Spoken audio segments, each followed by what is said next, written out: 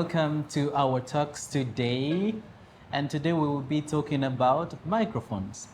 And the best way to talk about microphones today is putting them to the limit. Today we are outdoor with my colleague here, whose name is who? What's your name, man? You don't know my name? No. What is my name? Okay, I'm Isma, Ssemujju, aka Soundman Omompi, SMO. SMO. My name is Joseph Arrins, Emanzi. Remember that. Yeah. And I will be facilitating this thing. So please follow us because we are all about sound and passionate about sound, and everything we bring to you is to bring your awareness about sound. And this is sponsored by Mulika Studios, bringing you knowledge, illuminating your way, your path into the audio industry. Okay, so let's break it down to microphones. What do you know about microphones? Tell us below what you know about microphones. Or tell us where you've heard what a microphone is or its application and blah, blah, blah. And now we are entering in. What is a microphone? So, sound man. So basically, a microphone is that tool you use to capture. It's the media device that helps you to capture audio. Okay. All right. So it is a transducer. It is a device that is able to convert one form of energy into another form of energy. So we have acoustic sound energy that is being transformed into electric energy that will be transmitted again into acoustic sound energy from your speakers that you will be able to understand. You have the simple description, you have a technical description. We all know what microphones are, right? And what is it trying to convert? It's trying to convert acoustic sound energy. Acoustic energy is the way sound behaves in space. Okay?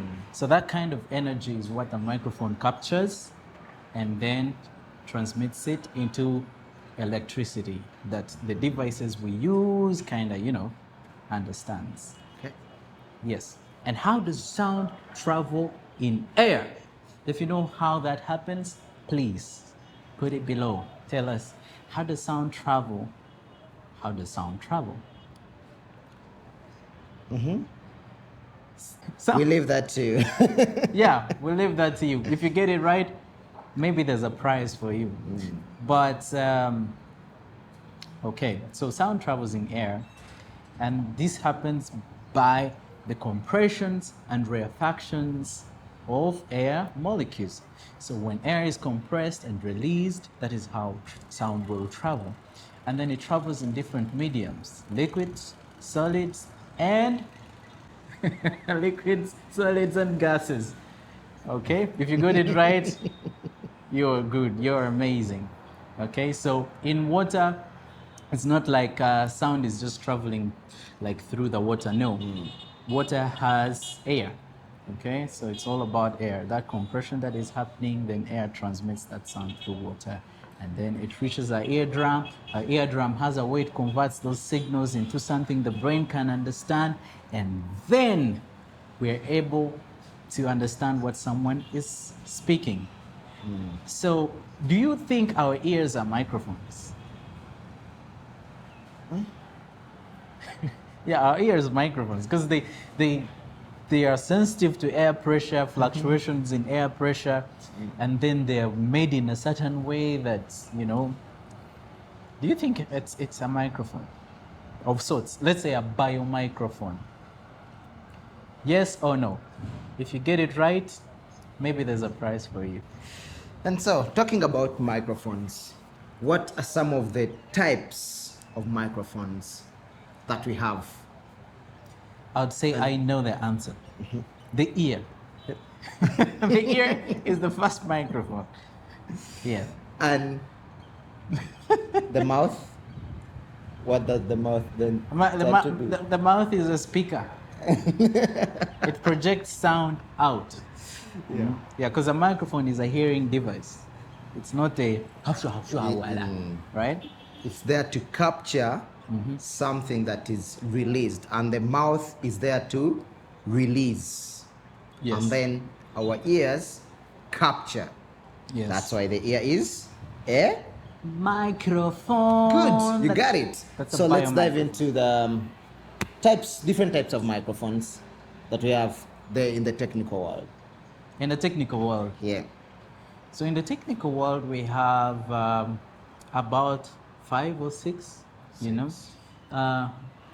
If we run back by, like some microphones that didn't make it into the future, we have a microphone that was actually a liquid microphone. Yeah. And it works almost in a way the ear works, that is sensitive to pressure, and then use some fluid. You know, there's a fluid in the ear. Yeah. Okay, so That's they what work like helps us that, to- but that technology didn't so much evolve. Then we have, but let's go in order of what we know today. We have 3 main popular Types Types. of microphones. microphones. You want to tell them what those microphones are? We have the dynamic.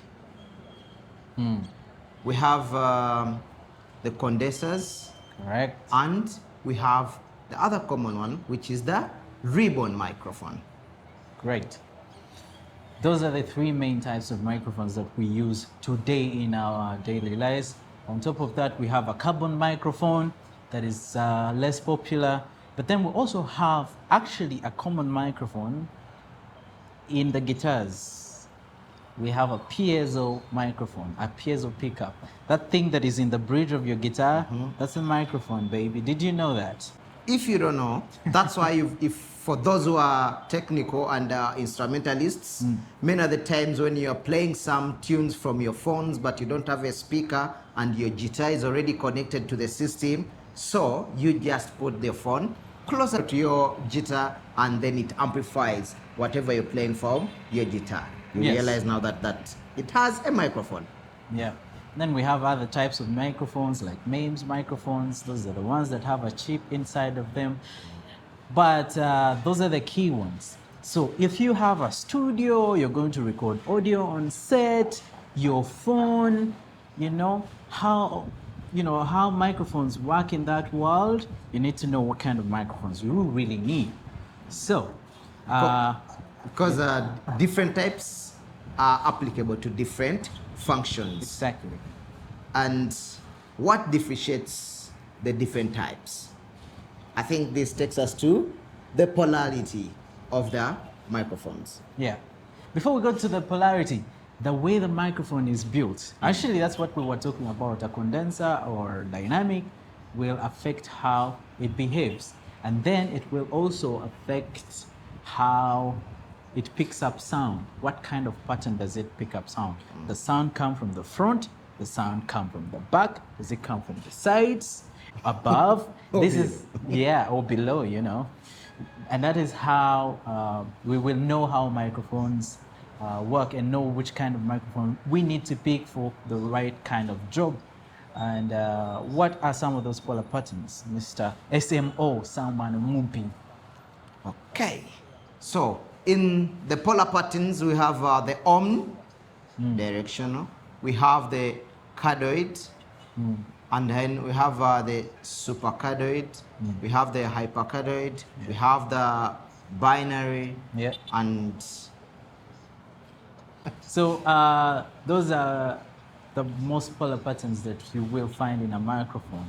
And then cardioid. You kept saying cardioid. Cardioid. Have you heard of cardiovascular muscles? These are the muscles that support the heart to pump blood to different parts. So cardio can actually mean heart.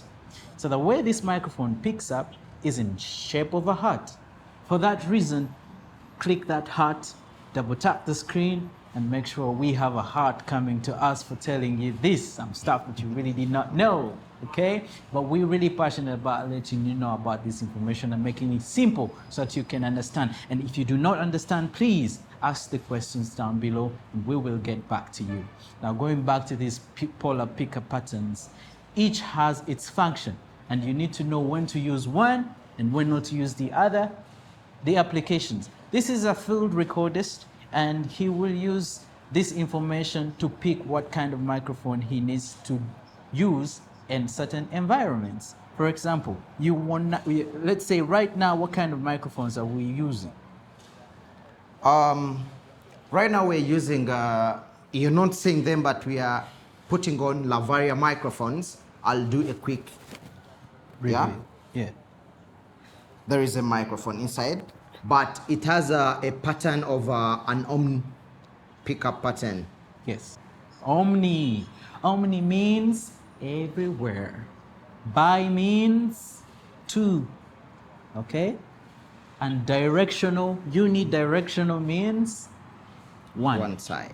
So you need a microphone that picks up from one side if you have a source and you only want to pick that one source. For example, if you're performing on a live band, on a live show, there's a lot of instruments that are playing, there's a lot of stuff going on. You want a unidirectional microphone with a cardioid polar pattern or supercardioid, depending on how much rejection you want to have.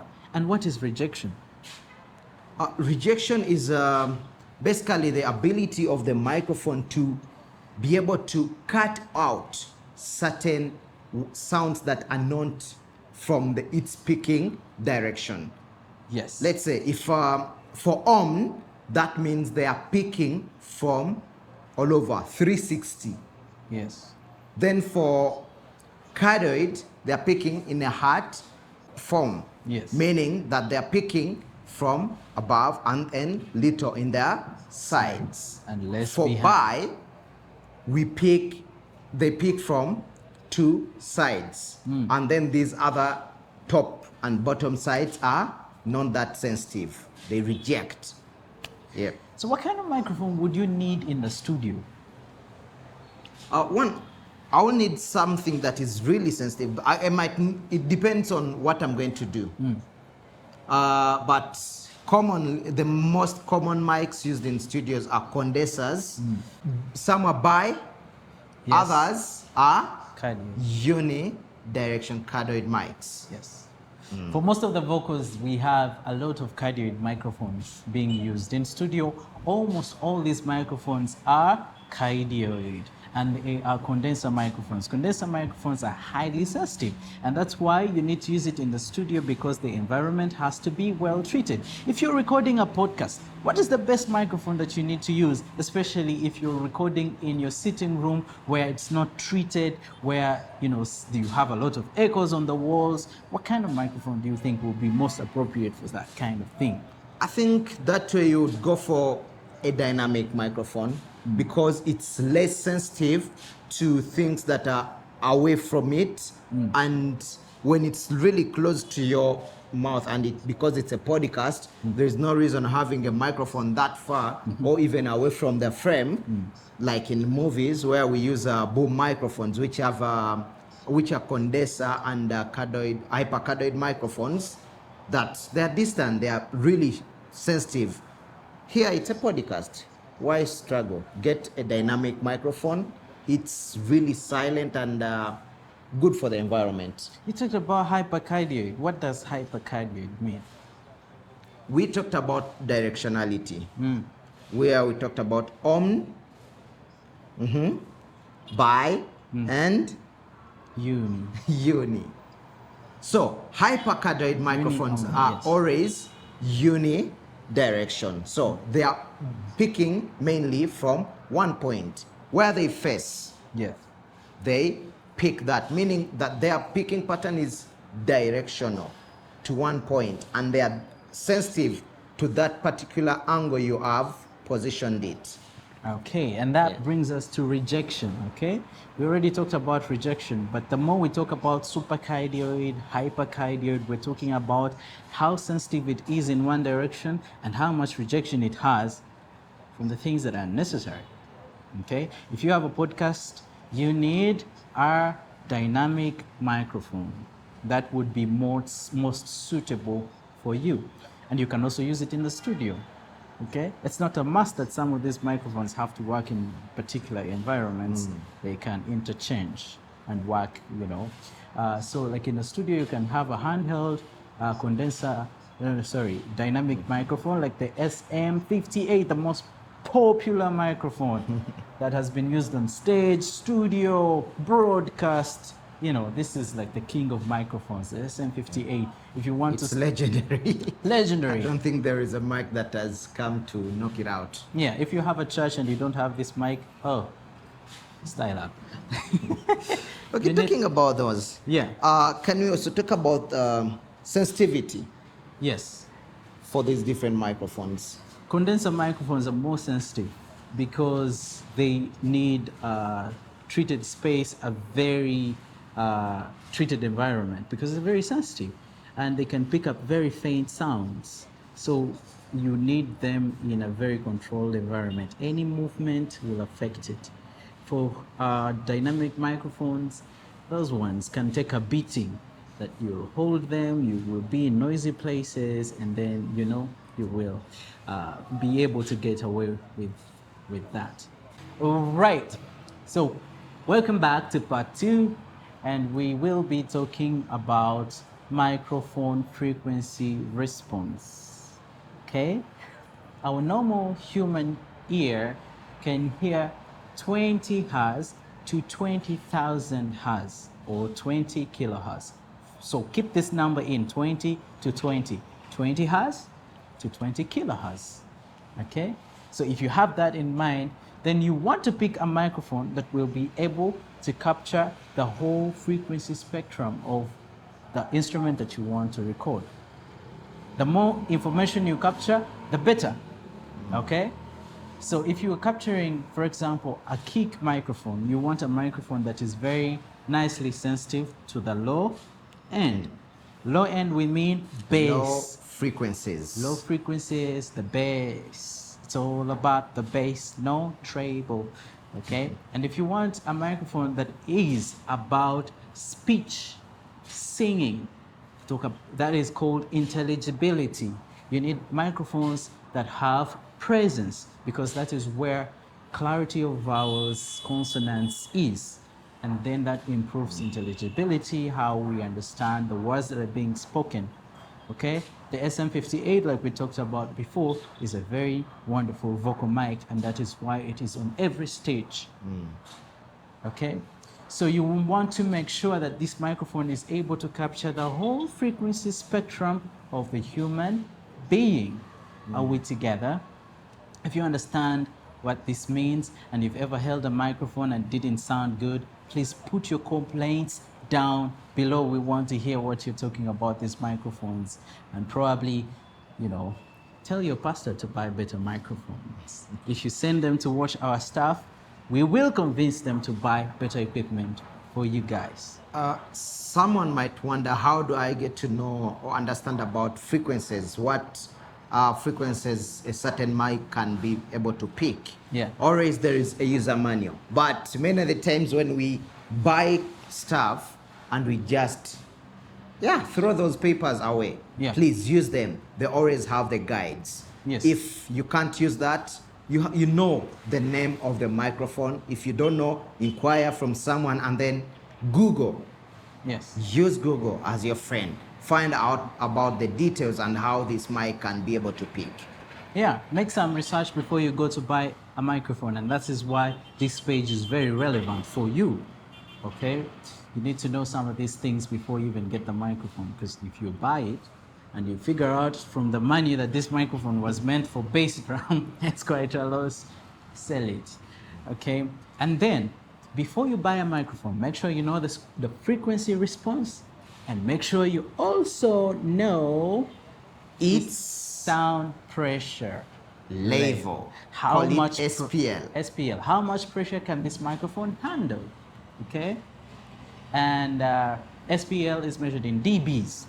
Okay, so you want to make sure you have a microphone that can handle loud intensity, that can handle the intensity of sound according to how you want to use this microphone. If you want to use this microphone on a snare, or you have pa pa pa, you really need a microphone that has over 100 and above, 120 dB and above, because it's going to be capturing a lot of pressure from the sound source.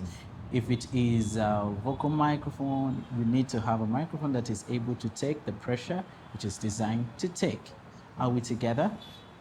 For instance, these field microphones mainly meant for field, like shoots are designed with a higher SPL. Why? Because we keep shooting from different environments. For instance, this particular mic has an SPL of 127. Yeah. Because you can be shooting from very quiet locations, and then the following day or following hour, you're at the runway. You're somewhere that is too noisy. And let's differentiate the two. SPL deals with volumes, and frequencies deal with pitch. we'll get there. Okay. So pitch, the highness or lowness of sound, bass and highs. So, Talking about power, dynamic microphones and condenser microphones have different powering systems. yes. For instance, for dynamic, you won't need to send power, what we call phantom power, Yes. to them, or the 48 plus, Yes. or 24 plus. Yes. There's this capacitor in this microphone that has a negatively charged plate and a positively charged plate. Every time you speak into it, those fluctuations will create this current that will flow into the wire into your audio system. And to get those plates ready to be sensitive about sound, this is where you need extra electricity flowing in the microphone before the signal hits it. On the other hand, on a dynamic microphone, it has a coil wrapped against a microphone. So every time you speak into the microphone, it will create an EMF, an electromagnetic frequency or energy, EME, that will be transmitted back into electricity. So these work differently. For one that uses a coil or the coil microphone, it does not need extra power in the mic. But for that with charged plates, you really need more power. And that's why on some sound systems, you will find something called plus 48 volts or some other numbers. As long as you see plus a certain figure and V, that is a system that is able to provide more power to the microphone. And this goes back to microphone sensitivity. Okay, thank you so much for being with us today. Please show us some love, subscribe to our page so that we can continue doing this, and please engage with us, ask us questions, and we will be able to provide answers. Please like, share, subscribe. If you have challenges at your church, challenges in your office, challenges at your shoot, challenges in your studio, sometimes it comes from not knowing what the right microphone probably you should have picked, please hit us up and we will be able to provide you with all the information that you need to know about the microphone that you have, the system that you're working with. And thank you so much. It's been Joseph Arrins Emanzi And sound man Ssemujju.